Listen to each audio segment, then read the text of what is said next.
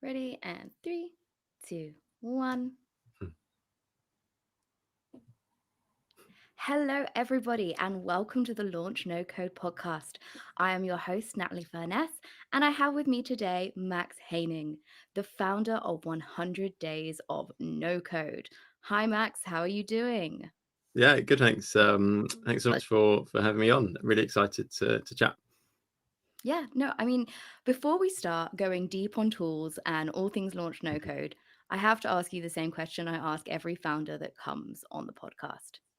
How on earth did you end up in this bubble, in this space that we call no code? Yes, yeah, good question. Yeah, this weird world that we find ourselves in. Yeah, it was pretty like serendipitous in a way. Across an article by Ryan Hoover, who was talking about sort of the rise of no code or the rise of or something, and he sort of dropped in there like a little note about this wonderful world. And I was in a candy shop and was like, oh my gosh, I need to look into that. And that was kind of where it started, and that sent me. Obviously, once you get onto Twitter in the no code space, it all hell breaks loose, and you just get completely embroiled in it. So I have a very quick recap on how I got into the space in the first place. Awesome. And of course, not only did you get into the space, but you have set up this amazing initiative to help other people who are getting into the space really get into the space with 100 days of no code. I mean, where did this idea come from? Sure, absolutely. No, thanks for the kind words. So essentially, before learning to no code, I had dared to think that I could actually learn to code. I basically came across 100 Days of Code, which is a big thing in the coding space, and a challenge that appealed to me. It was, time restrained, and it felt like it gave you a good structure. But I never really got round to it. But just my awareness of like, okay, so loads of people are doing this, and like this is a thing, kind of just stuck in my mind. So when I heard about no code, I kind of just made the connection that actually, if you're going to learn this thing, it still needs to be learned. Like you can do it over 100 days and can basically just take the same concept, but then apply it to this world that we're in. And it was the start of lockdown, so everywhere was closing.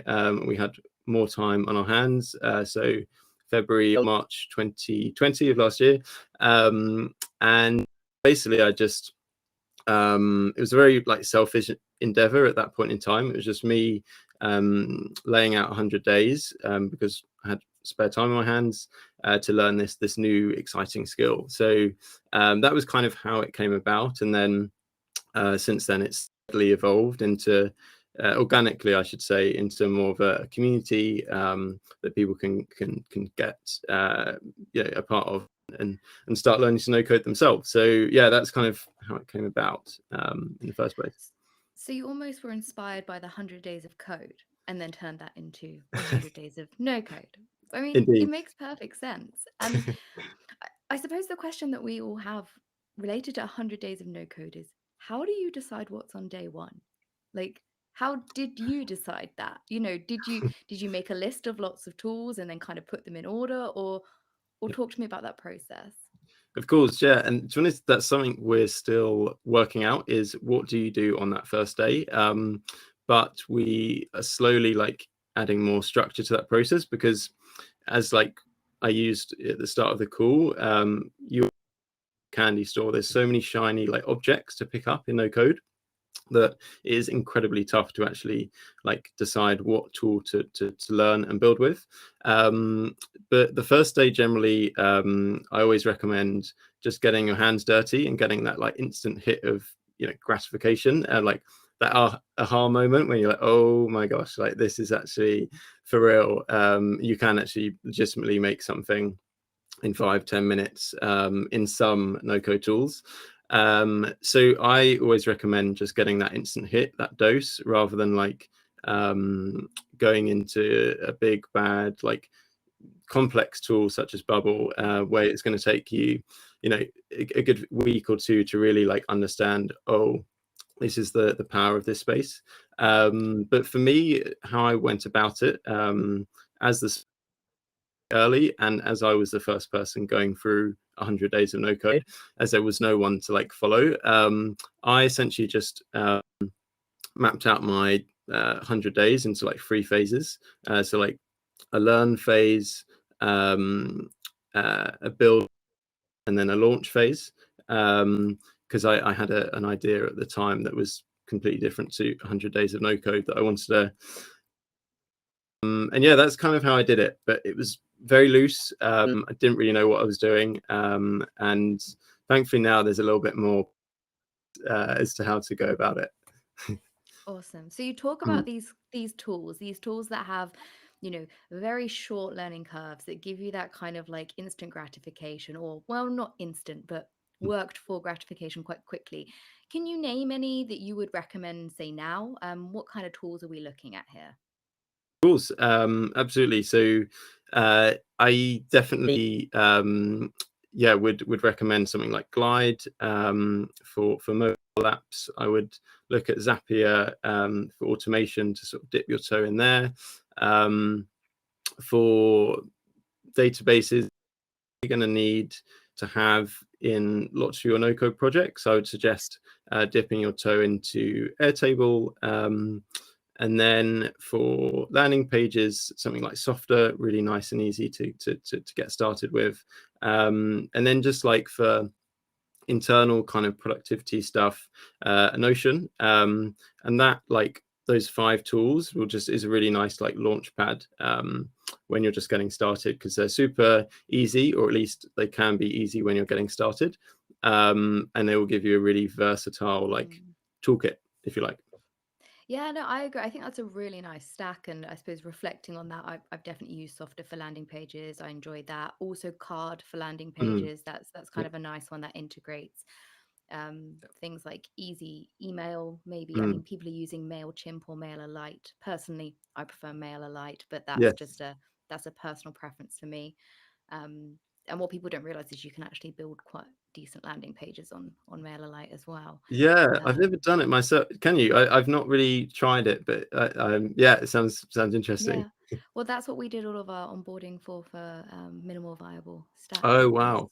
all through that. So Wow. 100 people through that within 24 hours. So That's good. there is that capability. And this is why it's so Mm, nice to have these conversations, because we can share mm, ideas about, what are those best starter stacks.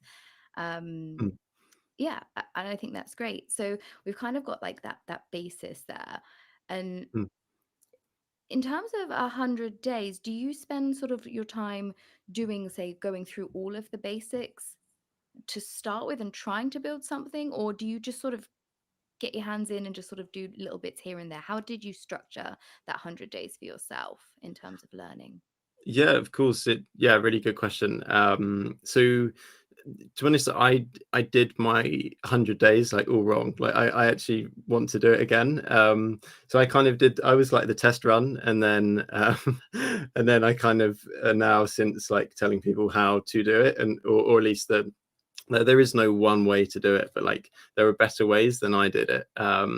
So if you're coming into the space with like a very clear idea and project that you have in mind, I would still recommend starting just to pick up like the basic fundamental like cross-cutting principles that you're going to come across in any tool that you dabble in. So whether that is database design, if that's UX UI, whether that is kind of just responsive design, like those concepts that will apply to everything you're doing. I would say you still need to like get a basis in that. So that's kind of your starting point, and that's probably a little bit wishy-washy. So I would say get your hands into those tools that we discussed earlier in the call, those 5 tools. that will all like test your ability to do those things. And then once you've picked up those concepts, and built up your confidence in those tools, and hopefully built some projects in those tools, then I recommend sort of moving up a notch and actually moving to that tool that you're probably called that project, or that your sort of end game project that you've got in mind. But if you're just kind of you're just joining the space, you're there for the ride, you don't have a specific project, I would recommend basically picking a handful of tools that you really want to learn, and then breaking up your 100 days into sprints. So you're doing basically like research of the tool, getting the basic concepts, following along some tutorials, and then building something yourself in them. And you kind of just do like rapid cycles of that process in different tools over say your first 50 days, and then you can choose to do what you like in the rest of those 100 days. But that's kind of how I would recommend going about it. Yeah, I think that's kind of nice in terms of you having almost like two options there. Like if you have an idea, come with the idea and figure out how you split your 100 days to end up developing your idea. Or if you don't have an idea yet, start with the basic stack of 5, learn them in sprints, and you're probably going to end up having an idea along the way. And who knows, Exactly. when in this space everyone's pretty friendly, you might end up finding a co-founder while you're on that. And I mean, Yeah. have you had experience of that within your community? 100 days no code, have people met co-founders and things like that within the community? Yeah, they have actually. Yeah, there's been a few instances, and as you say, like the Nocode community is lovely. There are lots of people willing to collaborate, and often you can really like amplify the impact of your projects if you like, connect someone that's like epic at design, and then someone that's really technically focused, and that have a bunch of other like marketing and other skills. So I often really encourage like collaboration. And one example we had a little while back was combination of Edmund, Amoy, Kieran Ball, Michael Novotny. I can't think of the last person. There was someone else. Apologies. But yeah, basically they created the follow up, which is a site built on card, but is one that is meant to like hold organizations accountable to their promises on Black Lives Matter and all that stuff. So that was one that particularly like sticks out as one like, wow, 4 awesome people came together there and they were working on an awesome project. So but I can't think of that 4th person, so apologies. That's fine. I'm sure we'll find them and we'll put Yeah. them in the comments in the podcast. No problem. I think, yeah, I think the only way I can sort of best describe it is this no code space almost reminds me a little bit of the open source space in the developer world. We're seeing that thing, but with people that can't necessarily code or don't have the time or patience or focus to be able Yes. to learn to code, but they're still very creative. They've got great ideas, and in fact they've got this maker builder mindset. And this is kind of that space where they can build without judgment, and build for the better as well. Like as you mentioned, like a project for Black Lives Matters, we've seen quite a few people with some ideas of building product studios focused on building products for purpose. I know that Millie, Weekend CEO, she's doing some of that stuff. And I suppose this kind of brings me on to the next topic, which is kind of the future of no code. Like, where are we going with this? Because right now I feel like we're in the very early innovator to early adopter stage, where we've got this bubble, we've got everybody talking about this, people getting excited, we're starting to see flickers from enterprises being interested. But where in your mind, Max, where is this going? Yeah, the million dollar question. Yeah.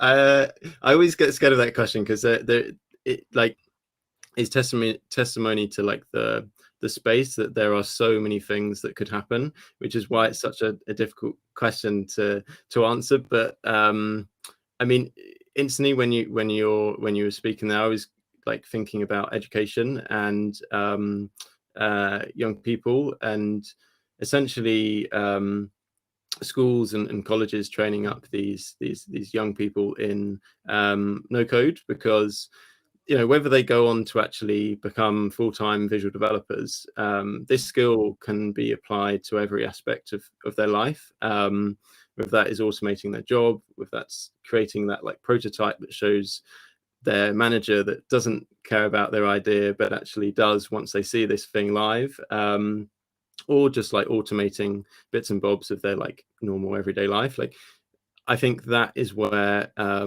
lot of impact will come, is teaching young people in this skill, because it has such a like a multifaceted impact, on people's lives. So I'd say that's kind of like my inklings to like, okay, so we need to start educating younger people with this skill, especially now because there is a job crisis, especially amongst young people.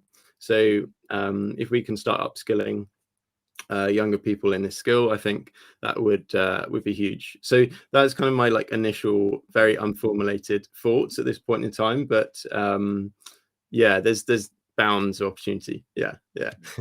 I mean, at the end of the day, we're making predictions based on zero data, just our, Yeah, our gut right yeah, now. yeah. It could go any way. But you mentioned that sort of word job, and that's quite interesting to me. I mean, being in sort of having your finger on the pulse in the community as you do, have you noticed maybe more jobs or opportunities starting to come up for no coders? Have you, got any examples of maybe people who have been in your community that have ended up getting a job in no code?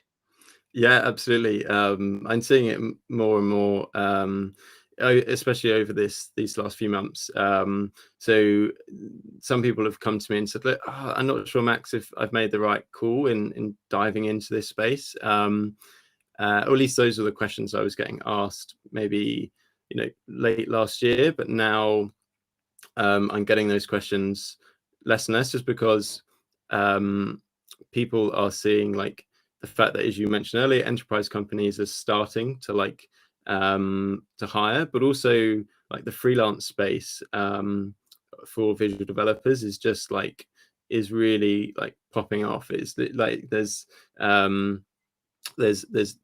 internally and externally focused projects that are just in demand. And I think there's something like 51 no code developerships now, so or development agencies, and growing. So that just Mm. is testimony to like, wow, this base is legitimate, and you can charge for this skill that you're learning.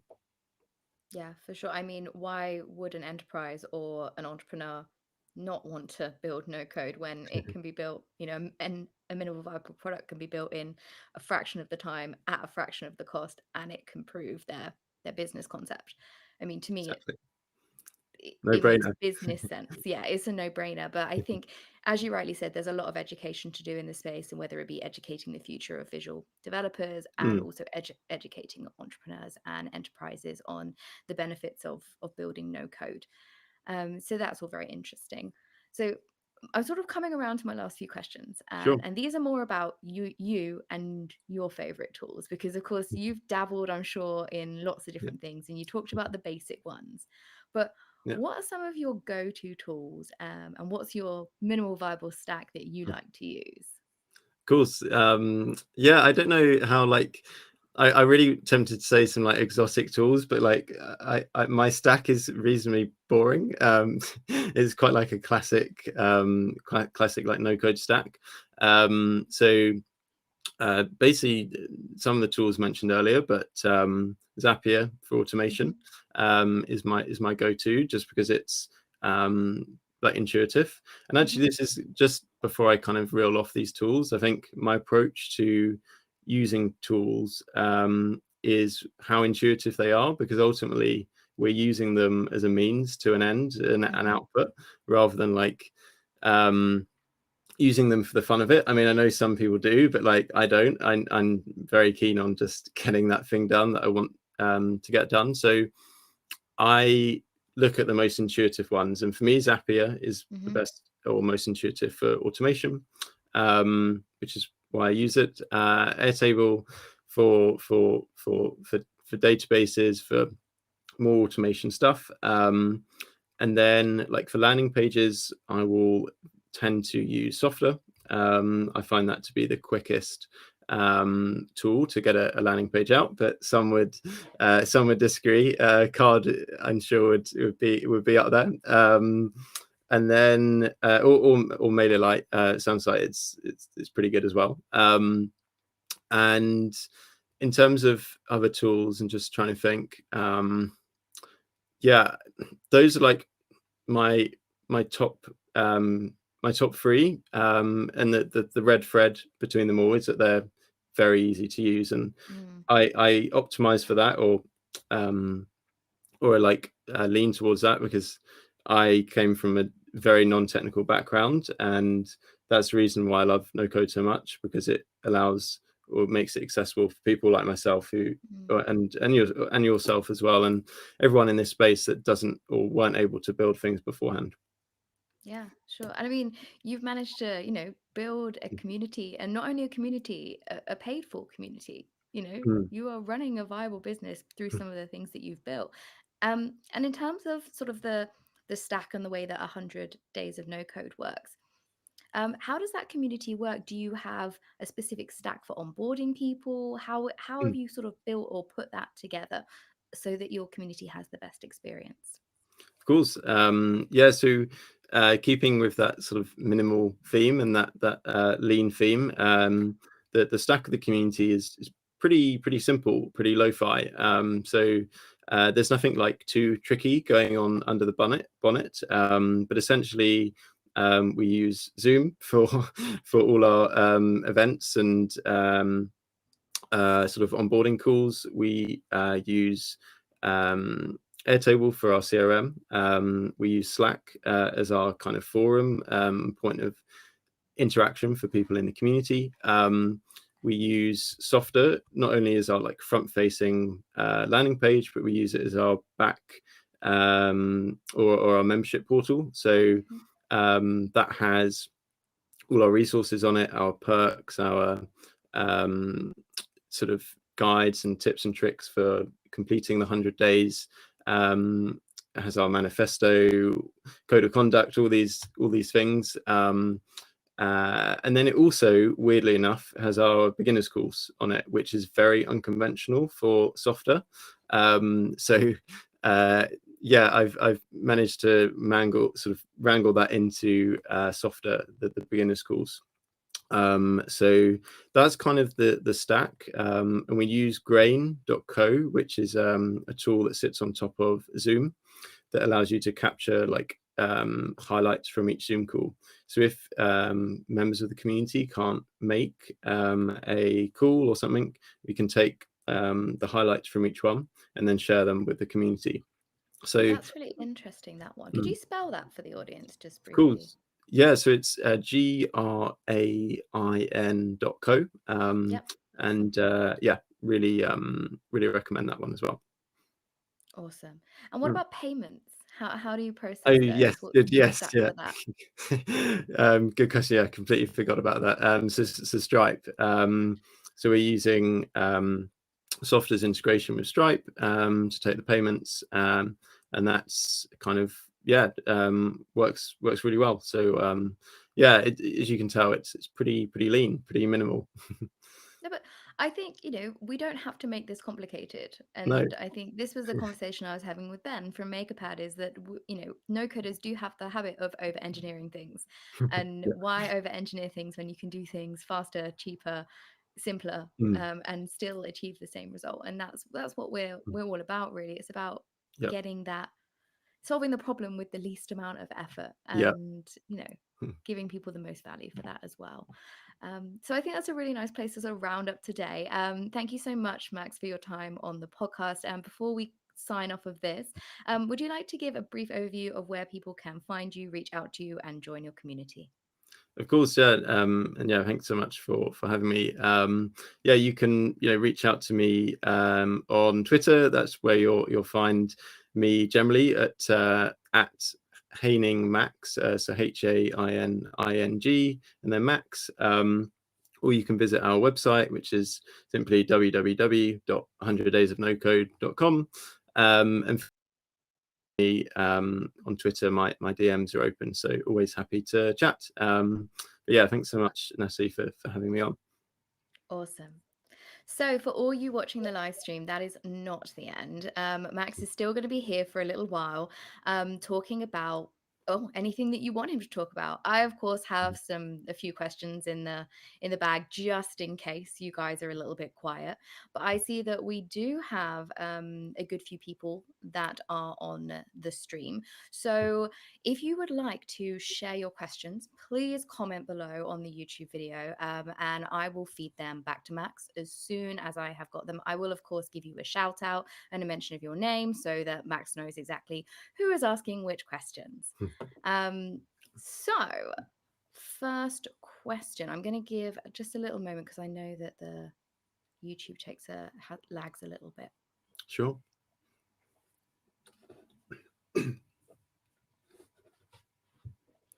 So, first question, Max, what has been the greatest challenge with running a community in the no-code space? The greatest challenge, yeah. There's been many. No, no, I don't know. What has been the greatest challenge? I think, to be honest, there's nothing really technical involved with the greatest challenge. It's essentially just showing up every day. Sounds kind of corny and a bit cliche, but I think community is all about consistency and how much you show up for your members, supporting others, and facilitating like those connections between people that you think will get some benefit out of meeting each other. So I think having that really high cadence of showing up, whether that is hosting events every week, hosting masterminds every week, and making sure that cadence of your community is high, is the greatest challenge. So if you do that though, you'll reap the benefits in terms of the compounding effects, that the relationships you have with your members, and all the other good stuff that come with that. So I'd say that's the biggest challenge running community. Yeah, sure. I mean, I think showing up every day is difficult for a lot of us because literally with the community, it has to be every day. There's always going to be someone, and the larger you grow, of course, the more people that you have to deal with. So yeah, makes complete sense. So the next question, I have a funny feeling that people might have signed off just after we finished the podcast because it's gone a little bit quiet. Okay. Just go up here. No worries. No problem. Okay, so next question is, if you were to have changed, so you said that you had some issues with your 100 days of no code. If you could have done something differently, what would you have done? Yes, yeah, a lot of things. So I went in with a very specific idea, and basically it was like, I went in with all this energy, this excitement, and I kind of just thought willpower would see me home and see me create this project that I had in mind. But that was kind of not taking into account the fact that Bubble was quite the beast to actually understand when I was just getting started. So problem being, I went straight into Bubble very naively, thinking, oh, I'm gonna make this thing like in a month or two or whatever. But it ended up I was probably on day 50 or day 60, and I was still really struggling, and I just hit a wall, and I completely gave up in Bubble. And this was the ironic thing, is that at the time I was slowly building a community, but I didn't actually reach out to my own community to get help when I needed it. Which is really weird and strange, but so the two things there being, one, if I was to start again, I'd start on some beginner friendly tools, and secondly, I would reach out for help when you need it, because the community is 100 days community is great, but of course just generally the no code community is great. So reach out for help when you need it. Yes, sure. Well, all of a sudden we have just had an influx of questions. Oh, So, gosh. right, next question is A from gulp of water. David Gabino. Sorry, David, if I Yeah. didn't pronounce your surname right. So, Max, how do you deal with all the time zones you are supporting? That's a great question. How on earth do you do that? Yeah, I don't that successfully at this point in time. So yeah, it's a bugbear or of a difficulty for like global communities. That sounds quite grandiose, but I guess it is, because you do have people on multiple time zones. So firstly, using very basic things like Calendly to schedule like one-on-one onboarding calls, that makes it easier.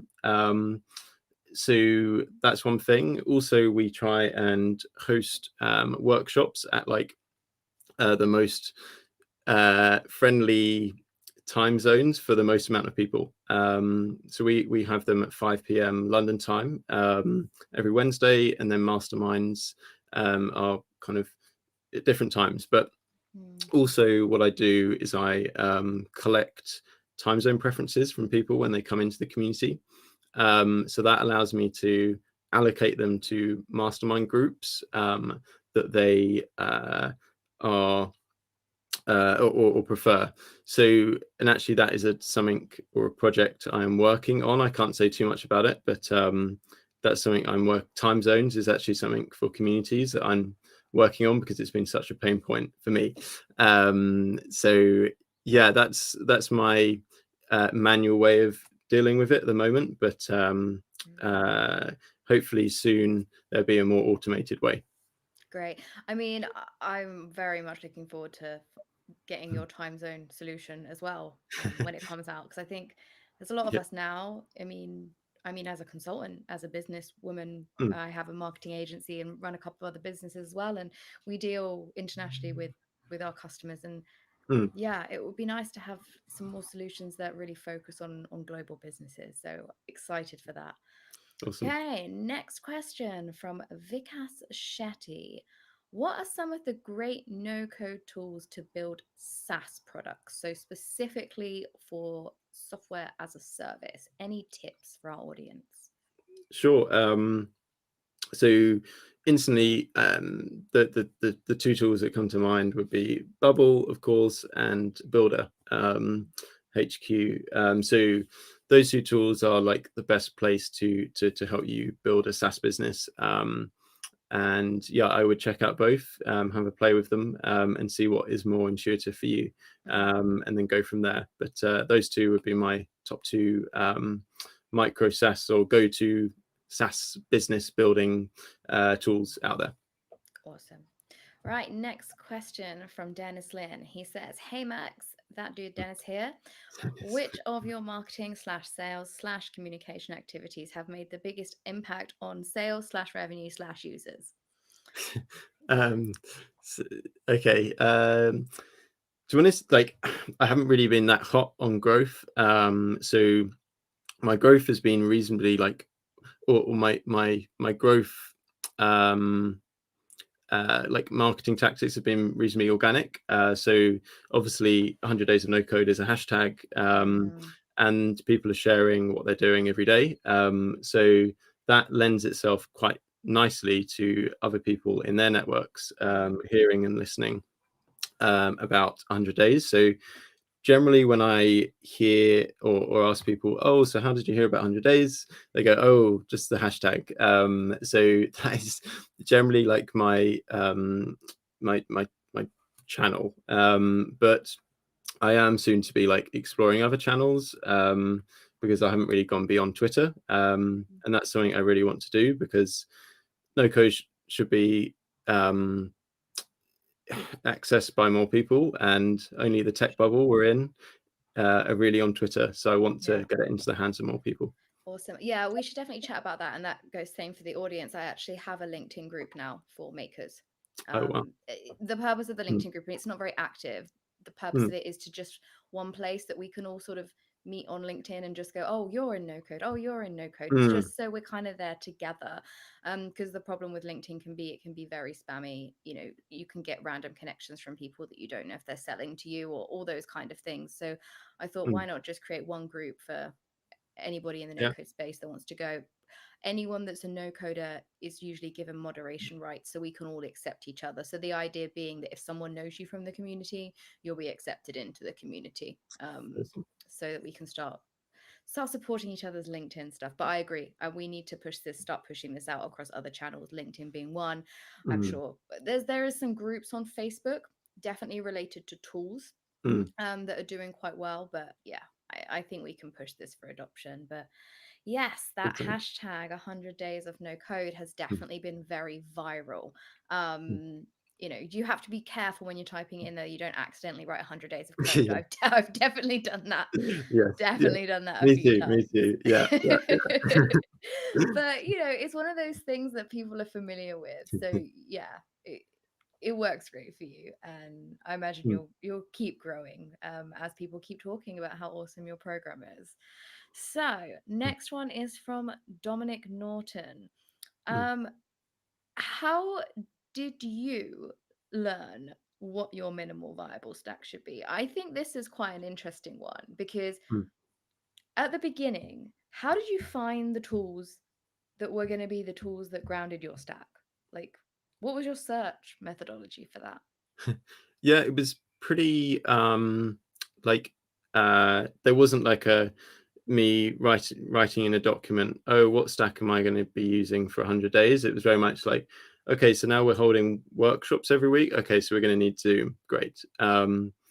Okay, now I'm like bringing the community together into one place. We're going to need some like forum based software, and just due to mass adoption, Slack was the most appropriate at the time, but now there's a lot of other like forum based platforms for communities that look pretty cool, so Mm, that would have added to my mm, yeah, sort of decisions then. But at the time, Zoom was like, oh, sorry, Slack was probably the best bet.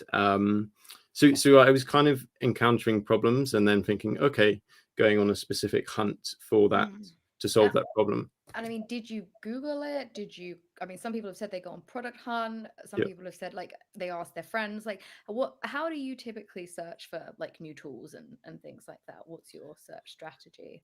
Sure. So I think actually being just in the no code space, being on Twitter, as you know, like lends itself very nicely, or in some cases badly, just due to procrastination, like being exposed to all these shiny tools. So Mm, there is a lot of sharing of tools on Twitter, but generally, if I've got like, damn, like, I need that one thing, then I will ask like the mastermind group that I'm in, mm. or I'll just pop a question on Twitter, and generally someone has got something. And then last resort, which sounds weird, I'd go on, I'd Google it, Yeah. and see what's there. Yeah, that's really interesting. I mean, I've had mixed experiences with asking people questions on Twitter. I mean, we were Okay. talking about this before we came on the podcast Mm. today, that I had real difficulties deciding which microphone to get. Yes. And I asked a few friends, like one on one, that I kind of trust, who I know have podcasts, and they were all sort of saying different things. So I was like, well, do you know what? I'll just ask Twitter. And oh my gosh, just so many arguments between arguments of people arguing with each other about which Yeah. microphone that I should get. I Oh was my like, God. actually, there's almost too many options. We're Yeah. living in this world where we have so many options Mm. that like trying to curate and find the right tool or the right piece of technology is becoming harder. So it's Yeah. nice to know that you take that approach of you ask your trusted advisors first, and then Yeah. ask the space, which is on Twitter. So Exactly. oh gosh, how many? Right, I think we're gonna have to, no more questions from the audience. We've now got loads. Um, so next one is Max.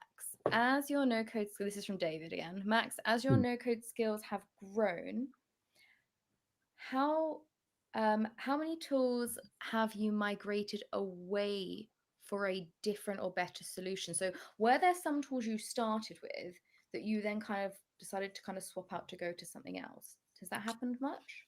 Um, just trying to think. I rarely has it, because migration is normally a headache. Like it's like a it's a especially because most of the tools I'm using are for the community, and that means if I'm changing stack or tool, it means that I have to change that for basically everyone in the community, what they're used to.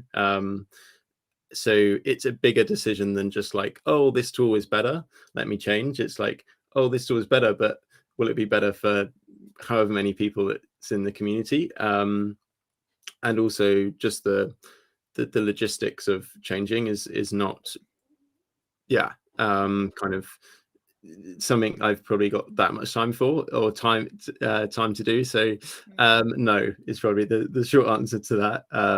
I'll let you know if I think of anything Yeah. though. Well, while it's still working, why change?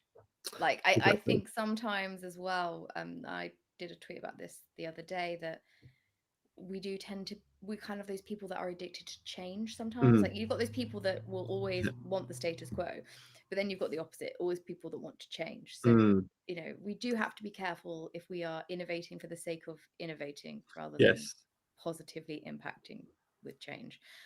Awesome. exactly.